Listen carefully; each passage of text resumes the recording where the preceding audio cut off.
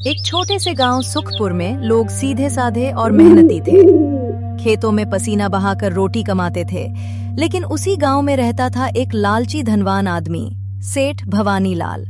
उसके पास बहुत दौलत थी, मगर दिल बिल्कुल खाली।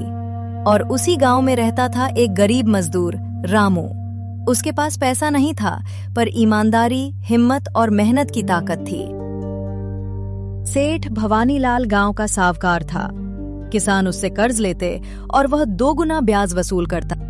अगर पैसे नहीं चुकाए तो तुम्हारी जमीन मेरी समझो। सेठ जी, फसल खराब हो गई, थोड़ा समय दे दीजिए। समय गरीबों के पास नहीं होता। रामू रोज ईंट ढोता, खेतों में काम करता, रात को झोपड़ी में माँ के साथ रहता। बेटा, जिंदगी बहुत कठिन है। माँ, मेहनत कभी धोखा नहीं देती। एक दिन सब ठीक होगा। एक दिन सेठ ने रामू को बुलाया। रामू, मेरे गोदाम में काम करेगा? दिन रात काम होगा। मजदूरी कितनी देंगे सेठ जी? जितनी तुम्हारी औकात है। ऐसे ही कुछ दिन बीत गए। रामू हर दिन सेठ के पास काम के लिए जा रहा था। बड़ी लगन के साथ उसने दिन रात बहुत मेहनत की। पर जब पैसे देने की बात आ गई, तब सेठ ने पैसे कम दिए, लेकिन रामू से मेहनत बहुत ज्यादा करके ली। रामू चुपचाप ये सब देखता रहा, सेठ के पास काम करता रहा।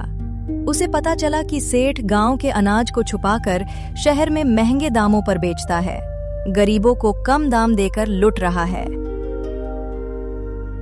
ये सेठ गरीबों की भूख से खेल रहा है। अब कुछ करना होगा। एक दिन कुछ सोच के रामू ने गांव वालों को इकट्ठा किया। रामू ने सेठ की पूरी बात गांव वालों को बता दी। अगर हम सब मिलकर काम करें तो सेठ का लालच खत्म हो सकता है। पर कैसे? सेठ ही हमारा सारा अनाज खरीद लेता है।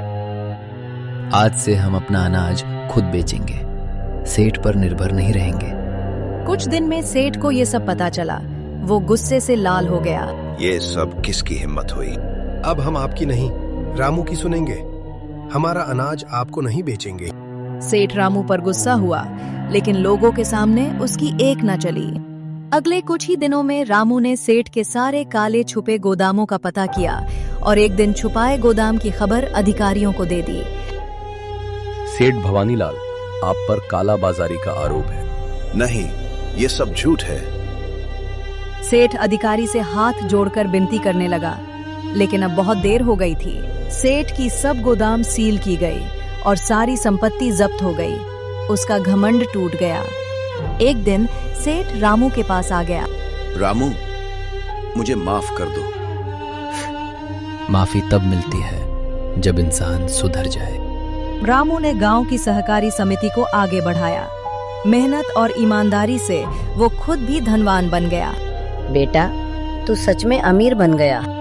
माँ, पैसा नहीं, इज्जत सबसे बड़ी दौलत है।